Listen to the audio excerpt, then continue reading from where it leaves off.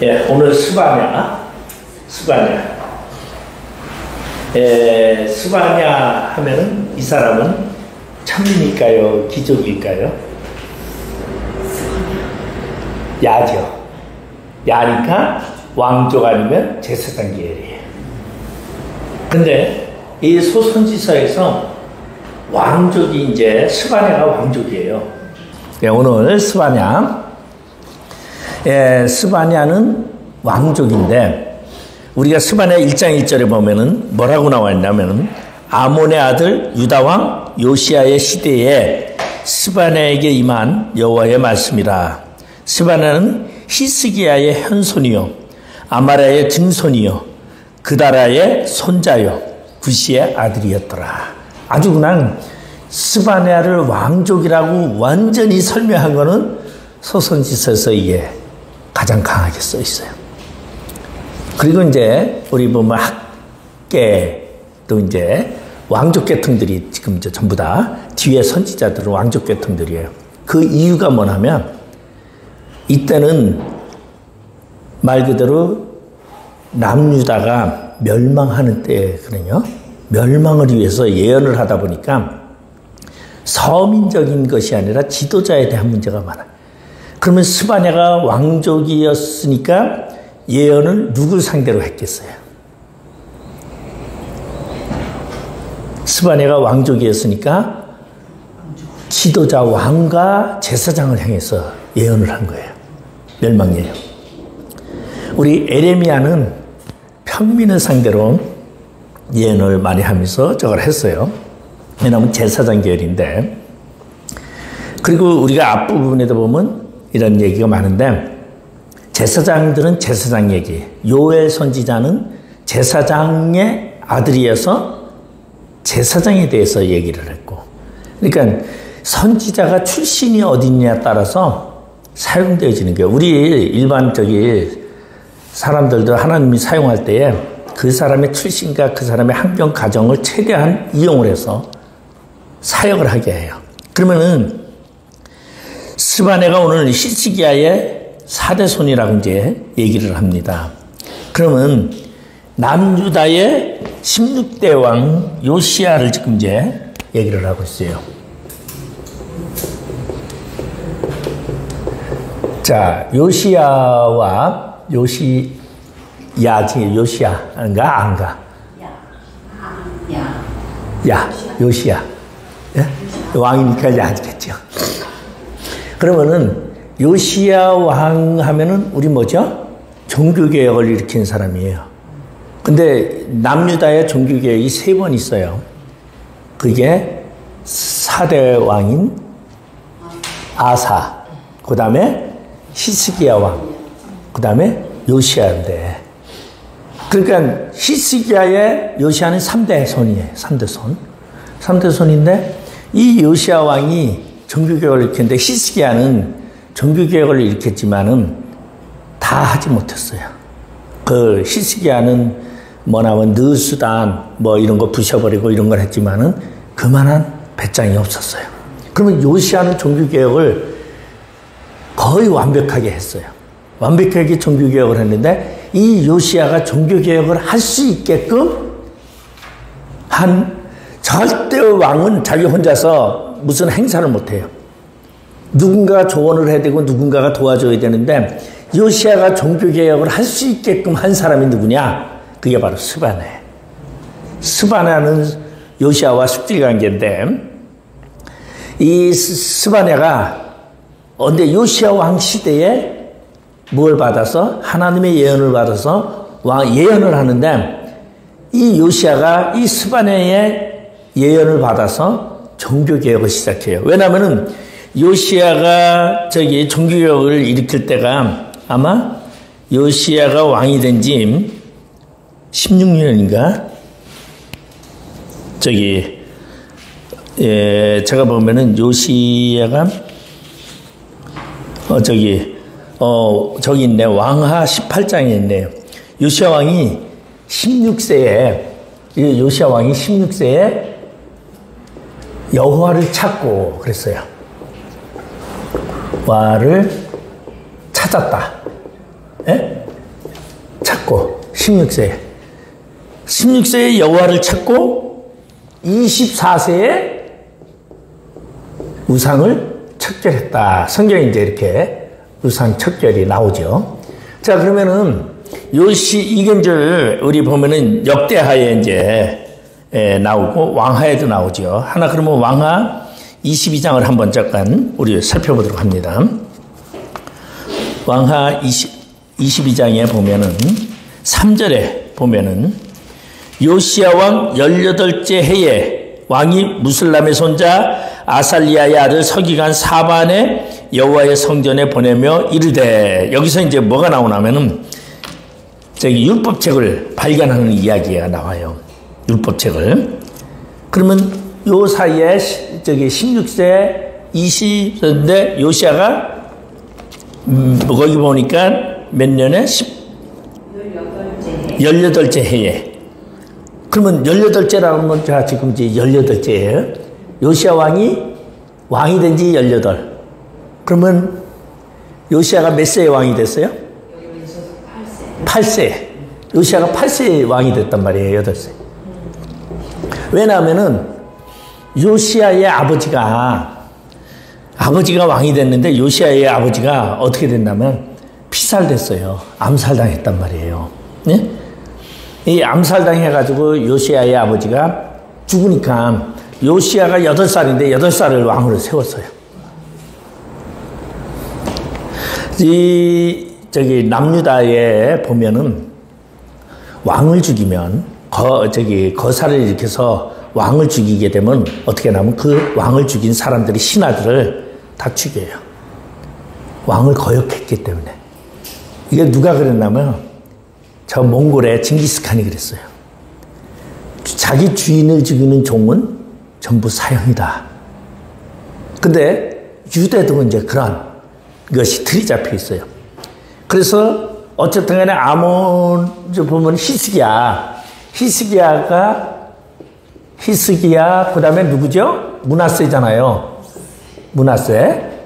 그 다음에 아몬. 그 다음에 누구예요? 요시야.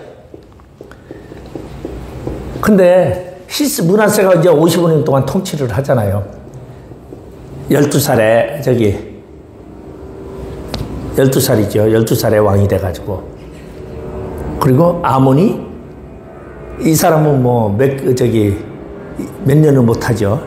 거의 1년도 못하고. 근데 아몬은 어떤 사람이다? 아버지 므낫세의 악행을 그대로 따르던 사람이다. 이렇게 이제 얘기를 하고 있어요. 거기에 보면은 바로 21장에 보면 그렇게 얘기를 하거든요. 아몬이 왕이 될 19절에 보면 아몬이 왕이 될 때 나이가 22세라. 그런데 20절에 보면 아몬이 그의 아버지 므낫세의 행한 같이 여호와 보시기에 악을 행하되, 그리고서는 23절에 보면 그의 신복들이 그에게 반역하여 왕을 궁중에서 죽이매, 그래서 국민들이 아몬 왕을 반역한 사람들을 다 죽이고 그의 아들 요시야를 대신하여 왕을 삼았더라. 그렇게 이제 이야기를 하죠. 그러면서 요시야가 이제 8살에 왕이 됐는데, 왕이 됐으니까 8살에서 16세에 8년이 지나서 여호와를 찾게 됐는데, 놀라운 것은 여호와를 찾고 그리고서는 몇 년이 지나요? 8년이 또 지나서 우상을 척결하는데, 요게 바로 이제 요 얘기가 뭐냐면 여호와를 찾고 우상 척결까지가 뭐냐면 스바냐의 사역이에요. 그러니까 스바냐는 많은 사람들에게 사역을 한 게 아니라 요시야 왕에게 사역을 제일 많이 한 거예요.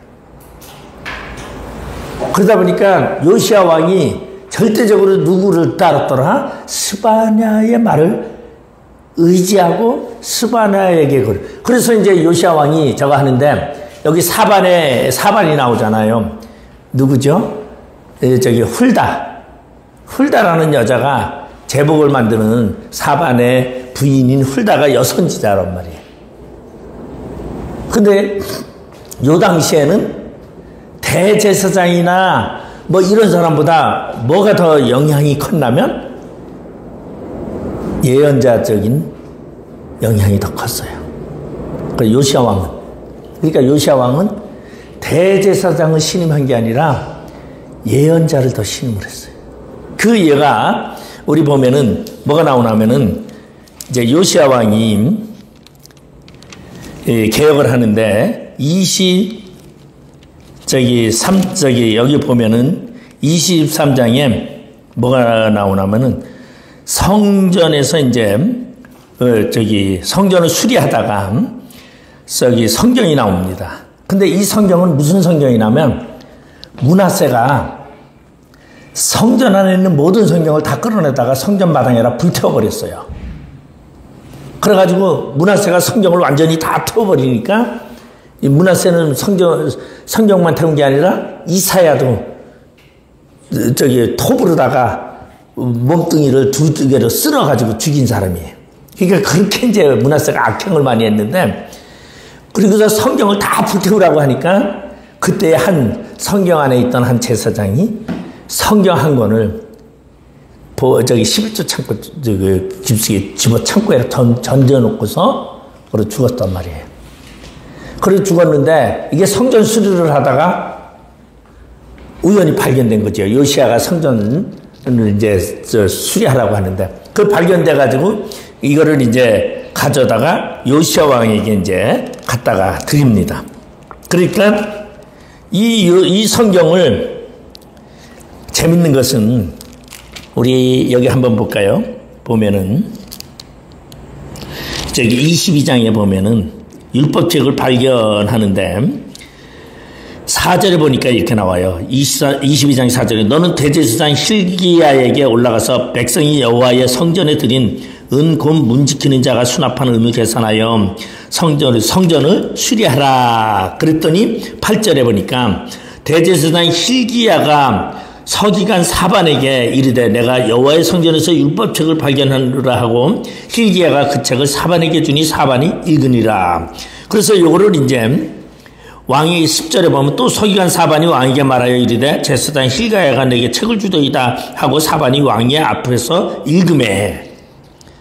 읽었는데 이거를 왕이 어떻게 하냐면 이제 14절에 보면 이렇게 얘기를 하고 있어요. 이에 제사장 hil기야가 또 아히감과 악볼과 사반과 아사야가 여선지 홀다에게로 나아가니 그는 할하스의 손자 디가의 아들로서 예복을 주관하는 살룸의 아내라. 그러면서 이 책이 있는데 어떻게 이거를 이 말이 맞습니까? 이게 무엇입니까? 하고 물어요. 상식밖에 일이 나왔어요. 왜? 지식이나 모든 게 지금 여선지예요. 여선지가 지식이 있겠어요? 아무것도 없어요. 그러면은 대제사장도 있고 서기관이 있는데 대제사장과 서기관에 묻지 아니하고 요시야가 그들에게 너 훌다에게 가서, 훌다는 누구예요? 예언자예요. 지금 말하면은 은사자예요. 은사자. 예언을 하는 은사자, 영성. 그래서 사실 저는 제가 이제 신학을 할 때, 이거 신학 쪽에서 이제 신학을 가르칠 때에 제가 갈등을 많이 느꼈던 부분이 이 부분이거든요. 신학을 하면서 영성의 문제를 어느 정도 포함을 하느냐. 이게 갈등을 제가 사실 느꼈어요. 그래서 초창기에는 굉장히 신학적으로 갔어요. 지식적으로. 그러다가 제가 점점 근데 신학을 이걸 하기 전에 목사 되고서 3년은 뭐 하러 다녔냐면 기도원 집회하러 다녔거든요. 그러니까 기도원 집회하면은 뭐 합니까? 맨날 영성적인 걸 하잖아요. 그러다가 신학적으로 와서 근데 놀라운 것은 뭐냐면 너무 지식적으로만 해도 안 되고 너무 영성적으로만 해도 안 된다. 그거를 이제 터득하게 된 거죠. 그래서 저는 영성을 저는 지금 인정을 합니다. 인정을 하는데 완전 영성한다고 완전히 그거는 좀 배제하지만은 영성을 왜냐면 기도하는 사람들 보면요 어떻게 기도합니까? 그래서 제가 참 희한한 얘기인데 제가 송국대에서 1학기 때 저걸 하는데 한 교수가 저거를 철학으로 박사를 따신 분이에요. 근데 관심이 많아가지고 얘기를 많이 했어요.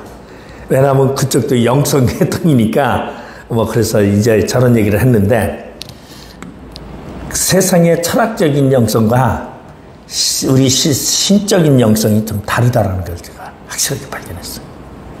철학적인 영성은 뭐죠? 수학적으로 따지면은 쉽게 얘기하면은 갈래에 따라서 그동안에 내려온 종합적인 얘기예요. 근데 우리 신학적인 영성은 절대 아니죠. 사람에 따라서 하나님이 말씀하는 게 달라요. 근데 오늘 이 요시야가 누구에게? 훌다에게 가서 지금 대제사장과 서기관을 보내가지고 이것을 지금 해석해 오라고 하고 있는 거예요. 그러면 요시야가 왜 그렇게 됐을까? 이해가 안 되잖아요. 요시야가 왕이요 지식적인 사람이지 영적인 사람이 아니란 말이에요.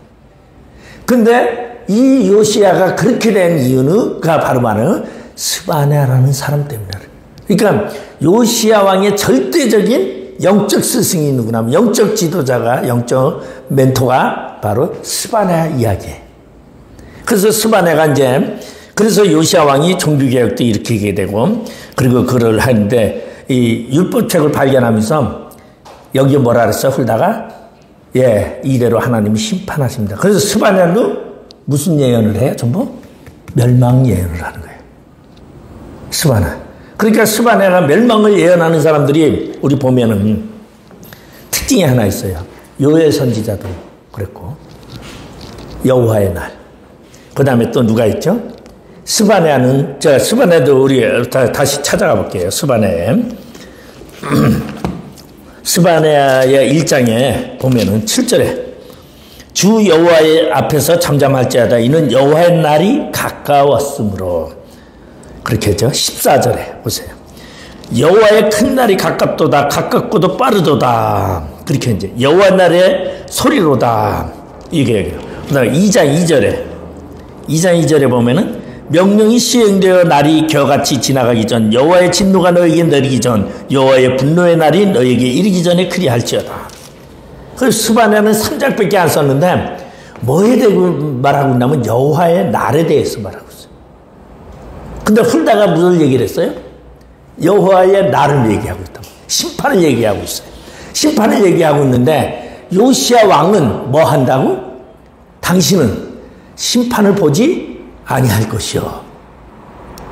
그러니까 요시야가 어떻게 됐냐면은 심판을 보지 아니할 것이요 하고서 죽는다라는 얘기를 예언한 거야. 심판을 보지 않는다는 죽는다라는. 그러니까 요시야가 우리 무기토 전쟁에서 어떻게 해요? 변장을 하잖아요. 신하 옷을 입히고 신하에게 왕복을 입히고서 가마에 태우고서는 전쟁터에 나가서 하는데 애굽의 군대들이 올라왔는데 그때 전쟁을 하는데 신하로 왕 곁에 있었는데 애굽의 군사가 화살을 쐈는데 그걸 피웅 날아오더니 누구를 맞춰요? 요시야를 딱 맞춰서 요시야가 죽잖아요. 그러니까 요시야가 죽으면서 이제 시작이 뭐예요? 여호와의 날의 시작이 되는 거예요. 심판의 날이 시작되는 거예요. 그래서 요시야 다음에 여호아스, 여호야김, 시드기야. 그러면서 남유다가 멸망하는 사건이에요.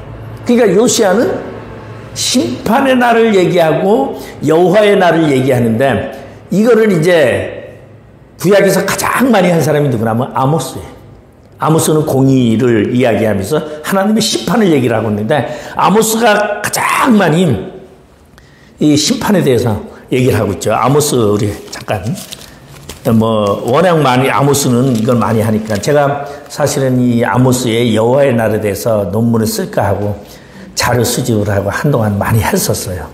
제가 쓴 논문은 사실은 이제 호세아서를 가지고 제가 논문을 1장에서 3장 가지고 제가 구속사적으로 본 그 하나님의 구속관 이제 그렇게 해서 제가 논문을 이제 쓴 지 하도 오래돼가지고 지금 어렴풋하네요. 그래서 이거를 아모스를 제가 좀 쓰려고 했었던 적이 있어요. 아모스 8장 9절에 보면 주 여호와의 말씀이라 그날에 내가 해를 대낮에 지게 하며 백지의 땅을 캄캄하게 하며 이 아모스는 여호와의 날에 대해서 지금 엄청나게 이야기를 많이 해요. 계속. 그리고 5장에도 보면은 5장에 18절에도 보면은 하실진저 여호와의 날을 사모하는 자여 너희가 어찌하여 여호와의 날을 사모하느냐 그 날은 어둠이요 빛이 아니라. 심판에 대한 얘기. 자, 그러면 여호와의 날이 심판 여호와의 날, 지금 이제 스바냐도 여호와의 날을 얘기하고 있어요. 그러면 스바냐가 예언을 하는데 스바냐의 멘토는 누구였냐? 스바냐의 멘토는 누구였을까요? 아모스예요. 그러니까 스바냐는 아모스와 이사야 이야기를. 왜냐하면 이사야가 므낫세에게 죽었거든요. 그러면 이사야는 뭐죠? 희망이잖아요. 메시아. 그래서 이사야는 1장에서부터 전반부가 뭐예요? 그루터기 남은 자 이야기. 그 다음에 메시아 이야기. 9장 9절에서부터 보면은 메시아가 오는데, 저기, 낙이 타고 오시는 예수에 대해서 메시아에 대해서 이렇게 이사야가 얘기를 하고 있어요. 그래서 절대적인 메시아 이야기고, 그러면서 남은 자 이야기를 하고 있는데, 그루터기는 왜요? 심판의 무서움을 얘기하고 있어요. 거기에 이제 아모스는 심판에 더 여호와의 날을 아주 더 그냥 참혹한 날이라고 얘기하는데, 스바냐도 이사야와 아모스 이야기가 중심이 돼서 그걸 하는데, 스바냐서의 아주 짧은 3장이지만 그 구절이 아모스서와 이사야서에서 거의 가져온 구절이에요. 그러니까 스바냐 선지자는 심판에 대해서 얘기를 하는데 그게 얼마나 강했는지 요시야 왕에게 이 얘기를 하니까 요시야 왕이 어떻게 하려고 그래요? 우리 하나님 앞에 바로 섭시다. 그러니까 요시야가 대단한 일 많이 했잖아요. 종교개혁을 일으키는데, 예? 누구의 북이스라엘에 선지자의 무덤을 다 파헤쳐가지고 뼈를 다 그냥 다 걷어내가지고 거기서 딱 한 사람만 살아나. 딱 한 사람의 뼈만 남아있죠. 훼손하지 않았죠. 누구냐면 거기에 이제 남유다에서 온 베델에서 올라온 한 무명의 젊은 선지자가 이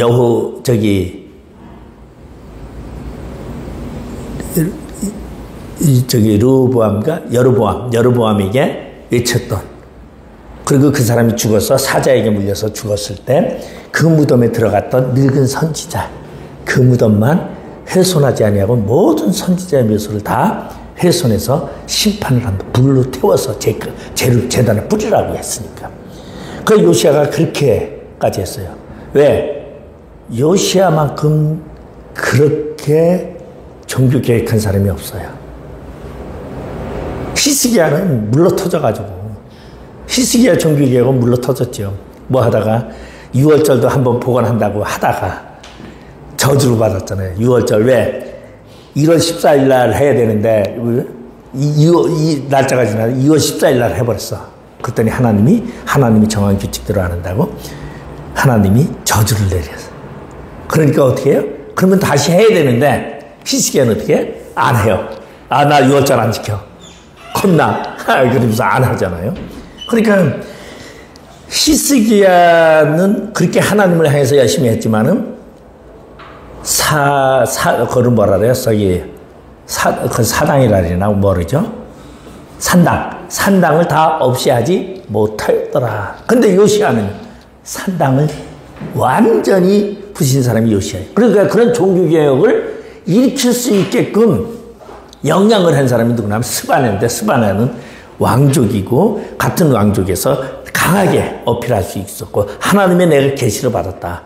왕도 내 예언을 무시하면 당신도 하나님이 절대 용납하지 않습니다. 그러니까 요시야가 종교개혁을 이렇게 할 수 있었다. 이게 이제 스바냐 영향이라는 것을 이제 이야기를 합니다. 자, 그렇게 하면서 이제 그러면은 스바냐라는 이름의 뜻이 뭐냐? 이제 교재로 갑니다. 거기 보면은 스바냐라는 명칭은 여호와께서 감추다. 여호와께서 숨겨주는 자, 하나님의 사랑을 받고 있는 자, 그랬어요. 로마서 4장, 예.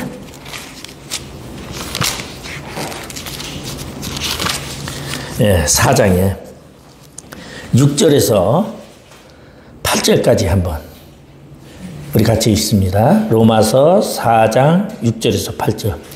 일한 것이 없이 여호와께 의로 여기심을 받는 사람의 복에 대하여 다윗이 말한 바, 불법이 사함을 받고 죄가 가리어짐을 받는 사람들은 복이 있고 주께서 그 죄를 인정하지 아니하실 사람은 복이 있도다 함과 같다. 이게 스바냐 이야기. 스바냐가 하나님께서 감추어진 자. 그 감추어진 자라는 말은 뭐예요? 이건 하나님의 비밀한 자라는 뜻이에요. 이거는 뭐냐면 하나님이 심판에서 가려진 자를 말하고 있어요. 근데 다윗이 이 얘기를 하고 있어요. 다윗이 뭐라냐면 내가 하나님 앞에 하나님이 내 죄를 보지 않더라. 그러니까 하나님이 내 죄를 안 보는데 어떻게 안 봐요? 내가 죄를 져도 하나님은 내 죄 안 봐. 여러분 이게 믿음이에요. 그래서 제가 이제 이런 얘기를 하니까 그럼 죄 져도 되겠네 이러면 안 되고 죄지라는 얘기가 아니에요. 우리의 죄를 덮어주시는 하나님. 그러니까 구원받는 자에 대한 얘기예요. 남은 자 이야기예요.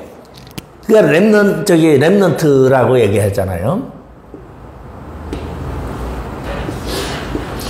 렘넌트는 남은 자 이야기인데 성경에 남은 자가 두 가지가 있어요. 리스트하고 렘넌트가 있어요. 요거는 구원을 위해서 남겨둔 자, 요거는 심판을 위해서 남겨둔 자예요. 그러니까 심판을 위해서 남겨둔 자는 어떻게 요한계시록에 보면 이런 말이 있어요.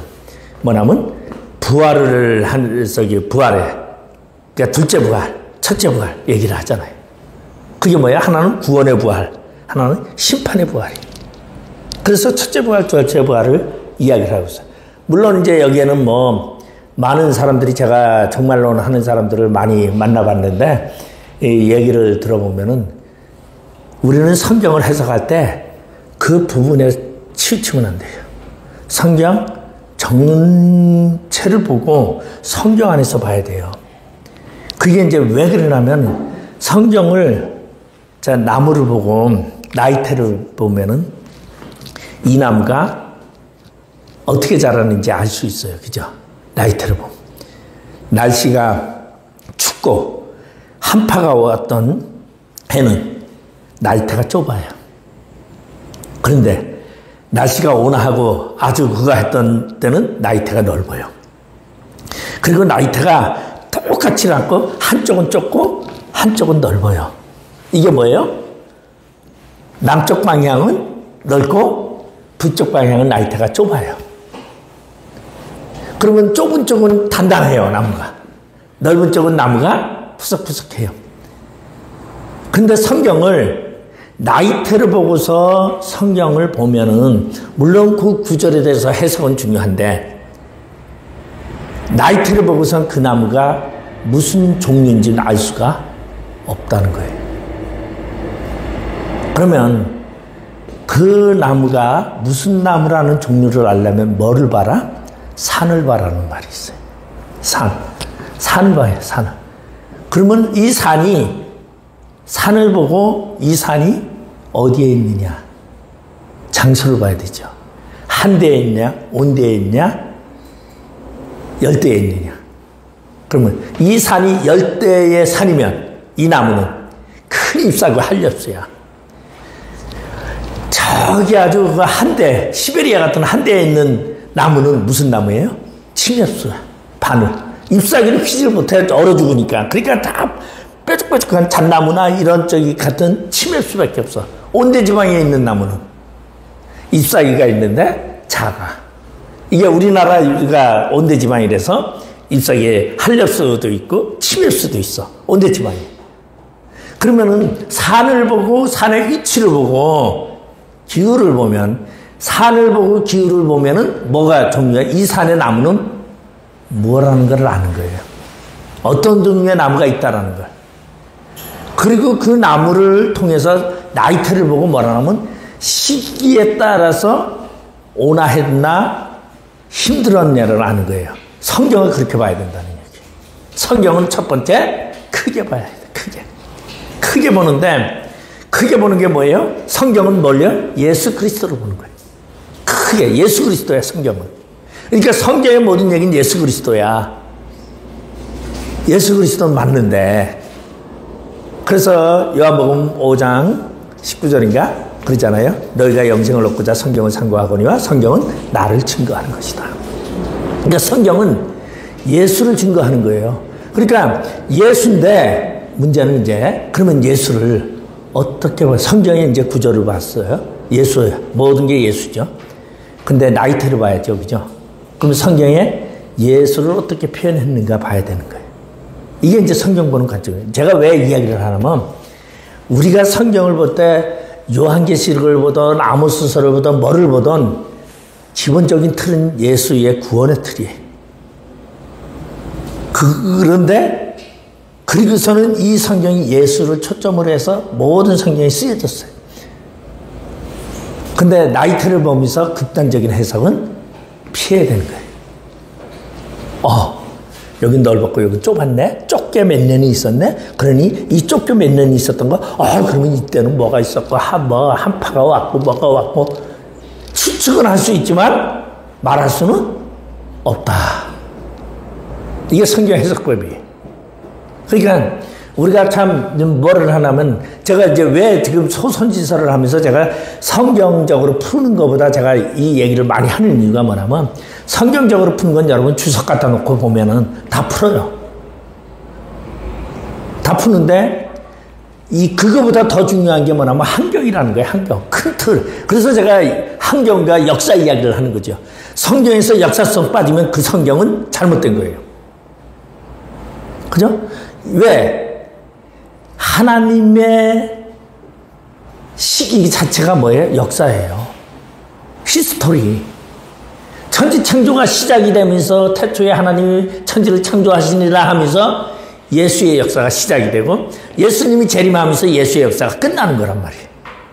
그러니까 그 역사 속에서 그런데 이제 제가 과거에 이제 뭐를 했냐면은 강의를 아마 2005년인가 그런 것 같아요.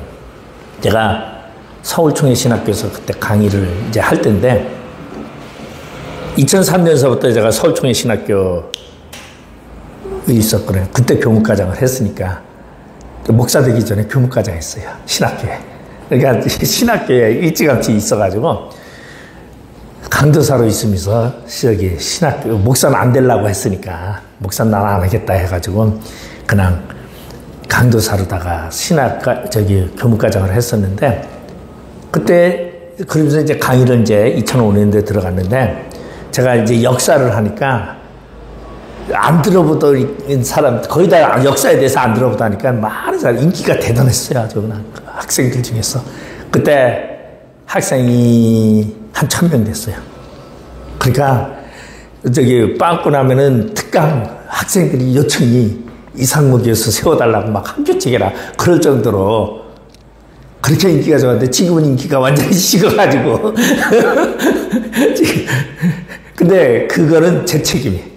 공부를 안 하니까 공부를 덜 하니까 그때는 그냥 허구한 날 공부를 했으니까 그러니까 새로운 거를 막 이런 그랬는데 그래서 이제 역사를 하는데 한 여자 교수가 성경을 이제 가르치는 뭐 성경 공부 틀인 것 같아요. 뭐 어디 밖에서 보면 성경 공부 틀 많이 있잖아요. 뭐 무슨 성경 뭐 이런 식으로 틀인데 그걸 가지고 하던 분이 있는데 그분이 학생들 앞에서 여러분 역사 다 필요 없습니다. 역사가 뭐가 중요합니까? 성경이 중요합니다. 그러더라고요. 막 학생들한테 막 그러는데 학생들이 다 나한테 와서 다 일러요 또. 다 내가 화가 많이 났죠. 무식해도 진짜 보통 무식한 게 아니다. 성경이 뭐예요?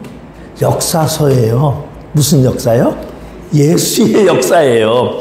아니 예수의 역사를 모르고서 어떻게 그 시기를 분별하느냐. 너희가 그때가 되면은 시기가 무엇인지를 나인 줄을 알으라고 했는데 그러니까 역사라고 얘기하니까 저 세상적인 역사. 제가 이렇게 인천에서 교육자들이 한 20명, 목사님들 한 20, 30명 모여 있는 데서 세미나를 하더라고요. 그전에는 세미나도 많이 다녔어요.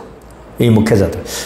근데 지금은 부르는 사람도 없는 거 보니까 확실히 제가 이제 많이 추락을 한 것 같은데 가서 제가 뭐라 하면 에스더서를 이야기하면서 쭉 했더니 난리가 났잖아요. 끝나고 나서 30년 목회, 40년 목회를 해왔는데 당신 같은 사람 처음 봤다고. 목사님들이. 근데 초짜 목사님들은, 젊은 목사님들은 아주 굉장히 좋게 받아들이는데 3, 40년씩 목회하신 목사님들은 안 받아들여요. 고정관념이 딱 있어요. 뭐가? 내가 역사를 얘기를 하니까 당신은 성경을 얘기하는 게 아니라 세상 역사를 얘기하고 있다고 막 그러게 쓰더라고요. 그래서 내가 세상 역사도 하나님의 역사입니다. 그런데 안 통해요. 근데 왜 이제 그러면 스바냐라는 이 사람의 요시야를 통해서 종교개혁을 일으킨 사건이거든요. 사실은 제가 이런 소명을 가지고 있어요. 저는 제가 강의해서 제가 가르친 사람 중에서 그 사람들이 뭐 저 강의 들은 사람은 아마 한국의 목사님들이 한 1000명은 넘을 거라고 봐요. 뭐 그전에는 제가 지하철에 나가면은 10년 전만 해도 그렇게 막 알아가지고 아이고 이런 사람이 있었는데 지금은 인사하는 사람 하나도 없어요. 지금은. 그전에는 많이 저거 했어요. 그러니까 아마 그때는 이제 매 신문에도 기고를 거의 뭐 신문에 기고도 많이 하고 아주 그런 거 많이 했어요. 그러니까 그런 걸 많이 해야지 알더라고요. 사람들이. 그러니까 뭐 문제 생기면은 가시나무라는 책 그것 때문에 논란이 좀 있어서 나한테 또 그거를 평해달라고 또 와서 글도 쓰고 좀 이제 그랬었는데 지금은 글 쓰는 거 읽지를 안 하죠. 이제 너무 바빠서 이제 다 끊었는데 근데 그때는 바쁜 시간인데도 그걸 했어요. 그러니까 지금은 시간이 널널한데도 못해요. 제가 보니까 게을러 지는구나. 그게 뭔 차이예요? 사명이 약해지고 있다는 얘기죠. 게을러진다는 건 사명이 약해지고 있는 거예요. 그러니까 내가 게을러지고 있다는 건 뭐죠? 사명감이 지금 없어져 가고 있다는 거죠. 그러니까 사명감이 저거 해봐요. 그러면 뭐가 생명도 불사하고 하는데 그러면 하나님이 생명도 지켜주시는데 맨날 놓으니까 생명도 저거 하시는 것 같아요. 근데 왜냐면은 그러한 속에서 이제 한두 명의 목사가 제대로 나와서 교회를 잘 이끌어가면 나는 성공을 했다. 난 그거 사명을 가지고 왔어요. 지금까지. 그러니까 제가 교회 세우려고 그렇게 한동안에는 중간에는 했죠. 저도. 왜냐하면 첫 목회를 남양주에서 할 때도 아주 엄청나게 막 2배, 3배 막 붐되니까 야 이거 할만하다 막 했는데 하나님이 꼭 안 놔주더라고요. 한 2, 3년 되면은 꼭 풍파를 일으켜요. 그래가지고 자존심상 간두고 나오고 제가 저 교회를 많이 했죠. 남양주에서 출발을 해서 시흥에 가서 교회하고 다 이건 이제 기존 교회들이에요. 갔다가 시흥에서 충주 가서 하고 충주에서 이제 여기 부천 여기까지는 이제 남임이 세워놓은 교회. 그 다음에 인천 와서 이제 누가 불리지도 않더라고 이때서부터. 그러면서 이제 인천에 와서 이제 개척을 이제 한 거고 학교도 하면서 개척을 한 건데 제가 보니까 하나님이 이끌어가는 게 평안해요. 내가 하는 게 힘들더라고요. 그래서 내가 그렇구나.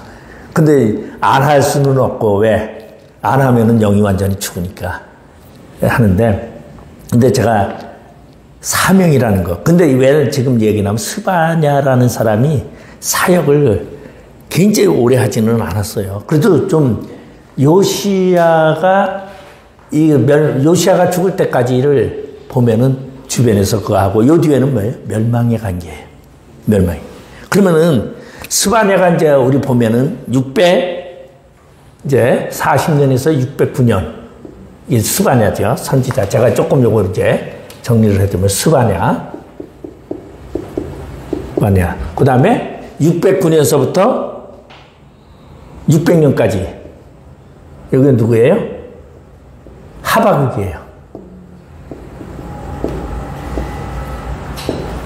그 다음에 하박국 다음에 누구죠? 스가랴. 근데 이제 스가랴는 하박국은 굉장히 짧아요. 사실은 6개월밖에 안 되는데, 하박국의 뒤에 이제 누구냐면 저기 에스겔 선지자, 에레미야 뭐 이제 다 들어가는데 에스겔은 저기 바벨론의 포로의 사역을 한 사람이에요. 그래서 597년에서 570년까지. 그러면 에스겔이 이제 얘기가 나오는데, 선지자, 물론, 그러면 요 사이에 이제 누가 들어가냐면 에레미야가 들어가죠. 에레미야는 어디로 들어가요? 628년에서 500, 멸망할 때니까 586년. 요게 이제 예레미야지요. 선지자를 이제 사역을 보면은, 그 다음에 이제 누가 나오냐면 612년, 609년이네, 609년. 다니엘이 나온단 말이에요. 다니엘은 어디를 가서 하냐면 바벨론에 가서 사역을 하는 거죠. 다니엘은 609년이 아니라 605년이네요. 그죠? 605년에 첫째 포로 잡혀가는 때니까 605년에서부터 534년까지.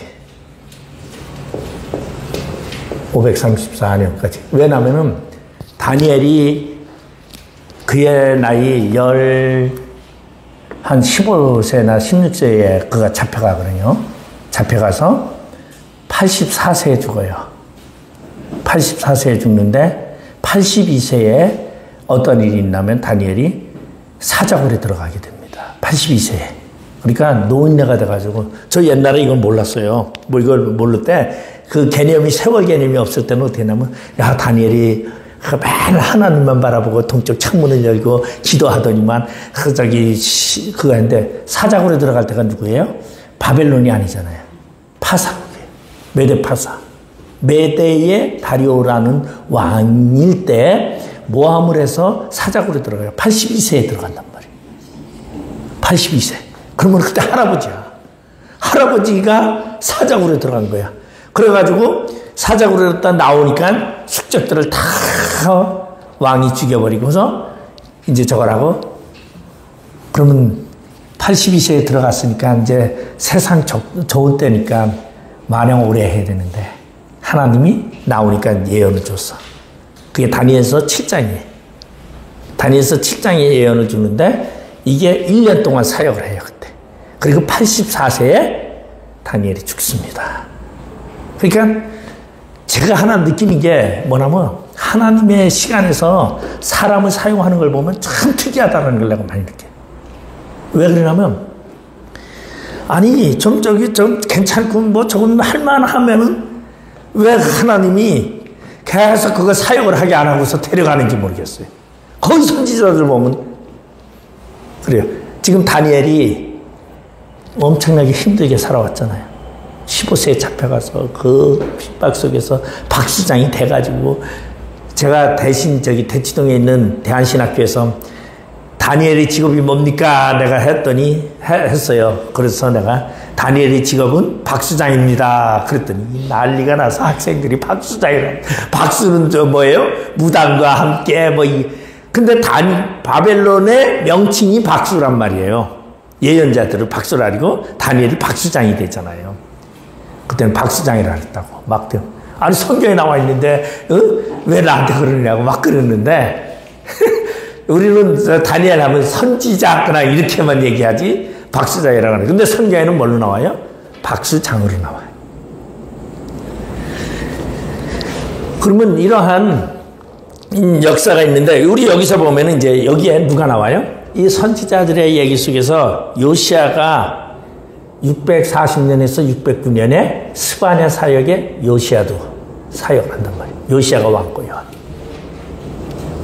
왕이 되고서 요시아가 죽으니까 스바냐 사역도 끝나요. 그리고 이제 여기 이제 하박국이는 절망적인 얘기잖아요. 멸망 얘기니까. 근데 재밌는 것은 스바냐도, 얘기하다 보니까 하나도 못 갔어요. 큰일 났네. 스바냐도 뭘 얘기를 하냐면, 스바냐 3장에 하박국처럼 얘기를 하고 있어요. 예? 스바냐 3장 17절 한번 보겠습니다. 3장 17절. 이거 복음성가도 많아요. 스바냐 3장 17절. 너희 하나님 여호와가 너희 가운데 계시니 구원은 구원을 베푸실 전능자시라. 그가 너로 말미암아 기쁨을 이기지 못하시며 너를 잠잠히 사랑하시며 너로 말미암아 즐거이 부르며 기뻐하시리라 하리라. 하바국의 뭔 얘기가 똑같아요? 뭐 포도나무에 열매가 없어도 애양간에 송아지가 없어도 똑같은 시가를 부르고 있어요. 이 시가를 부르고 있는데 이것은 이제 이야기를 하면은 메시아를 얘기하고 있는 거거든요. 심판에 대한 얘기하지만 최종 결론은 메시아야. 하박도 뭐예요? 심판이 오지만 예수가 함께하니, 하나님이 나와 함께하니 멸망도 즐겁다. 그게 똑같은 표현이. 그러니까 스바냐나 하박국이나 표현은 똑같은데 우리가 하박국은 많이 들었어. 근데 스바냐는 많이 못 들었는데 스바냐는 3장 2호 17절은 다 알아. 그래서 제가 옛날에 이걸 할 때마다 그 구절로 만든 복음성가를 꼭 한 번씩 같이 불렀어요. 너의 하나님 여호와가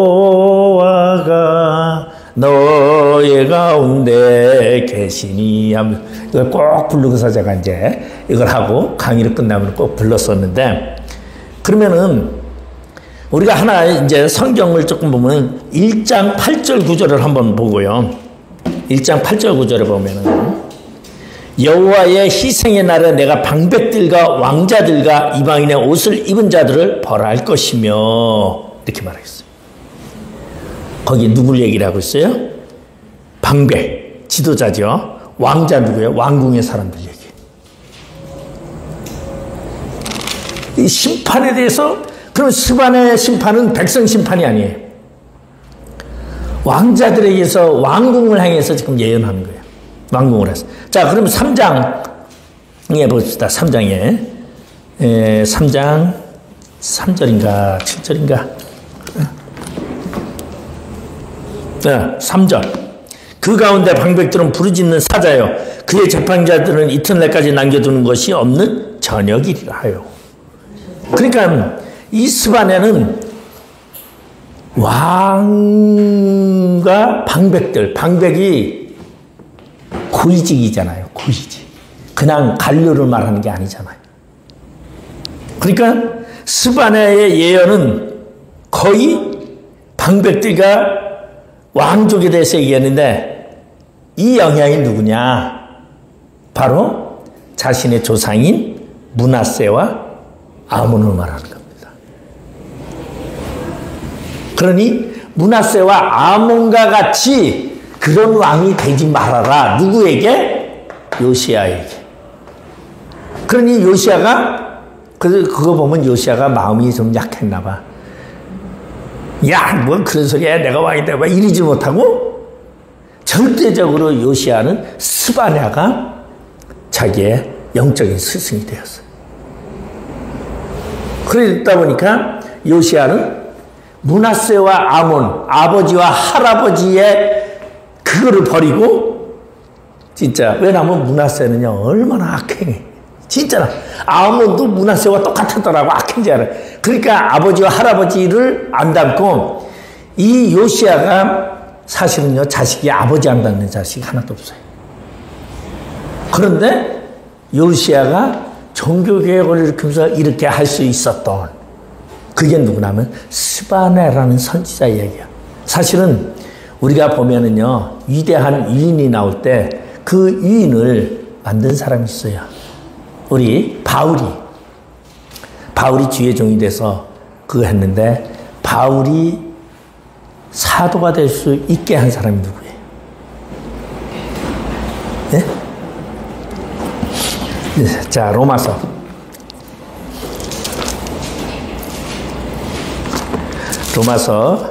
16장. 예. 바울을 측근해서 보호했던 사람들인데 첫 번째 1절만 한 거예요. 내가 갱그리아 교회의 일꾼으로 있는 우리 자매 베베를 너에게 추천하노니. 바울에게 영향을 가장 많이 입힌 사람이 누구예요? 베베예요. 갱그리아는 뭐죠? 바울이 머리를 깎은 곳이에요. 머리 깎았다라는 게 무슨 얘기인지 아시죠? 바울이 주의 종이 된 곳이에요. 바울이 자기가 하나님 앞에 뭐라고? 하나님 앞에 헌신하고 하나님 앞에 약속한 곳이 갱그리아예요. 그러니까 바울이 종이 됐던 곳이, 바울이 물론 저기 안디옥 교회에서 저기 바나바와 함께 안수는 받았어요. 임직은 받았는데 바울이 영적으로 하나님 앞에 헌신을 하고 작정한 곳은 갱그리아예요.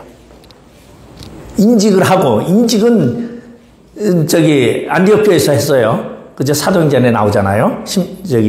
사도행전에 나오는데 임직을 했는데 그가 하나님 앞에 서원하고 작정한 곳은 어디에냐? 임직이 아니고 갱그리아예요. 근데 갱그리아에 누구? 베베라는 여집사. 베베라는 여집사가 얼마나 헌신을 하고 얼마나 하나님을 했는지, 그때 그 베베를 보면서 내가 이렇게 사역을 하면 안 되겠다 하고 바울이 거기서 머리를 민 거예요. 나는 하나님 앞에 내 모든 것을 바치고 하나님 앞에 헌신하겠다고 하면서 약속한 갱그리아. 이게 이제, 그러니까 사람은 누구나가 뭐가 있어야 되느냐? 자기의 멘토가 있어야 돼요.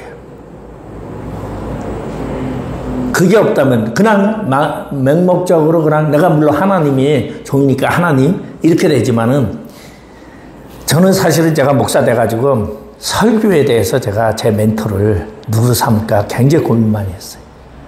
그래가지고 초창기에는 첫 번째 목사, 내가 각선이 목사님 책도 많이 보고, 김홍도 목사님 책도 보고, 여기저기 유명하다는 사람 책 다 봤어요.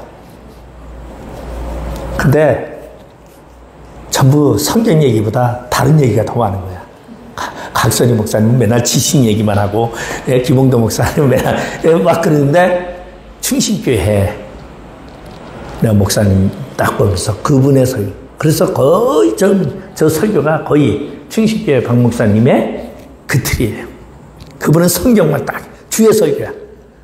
그래서 저도 설교가 거의 주의 설교인데 조금 요새 많이 좀 들어갔지만은 주의 설교에 제가 많이, 그게 뭐냐면 우리가 이런 멘토라는 것이 필요하다는 거예요. 영적인 멘토가. 그러니까 그거를 내가 그 사람과 만나지 않았더라도 그 사람에 대해서 저 사람이 참 내가 괜찮다 하면 그 사람 유튜브를 요새 다 찾아볼 수 있어요. 나는 책으로 다 봤지만 유튜브를 보면서 이 사람의 거를 가져다가 내가 활용을 하는, 그게 가장 좋은 것이다. 왜? 오늘 스바냐라는 사람은 많이 몰라요. 거의. 스바냐에 대해서 모르지만 스바냐는 왜 백성들의 선지자가 아니었고 왕의 선지자였기 때문에. 요시아라는 왕 하나, 숙지관계로 그거를 이용해서 요시아를 통해서 정규개혁을 일으키고, 그리고 그러한 말세시지 말에 하나님의 메시아상을 이야기했던 이 스바냐로 제가 그냥 앞에 서론으로 다 하다가 결론으로 또 마칩니다. 오늘도 기도하고 마치겠습니다. 아버지 감사드립니다. 우리의 연약함을 아시는 주님, 우리의 스승 되어 주시고 우리의 인도자 되시는 예수를 바라보며 오늘도 달려갈 길을 다가는 저희들 되게 하여 주시옵소서. 감사하며 예수님의 이름으로 기도드리옵나이다. 아멘.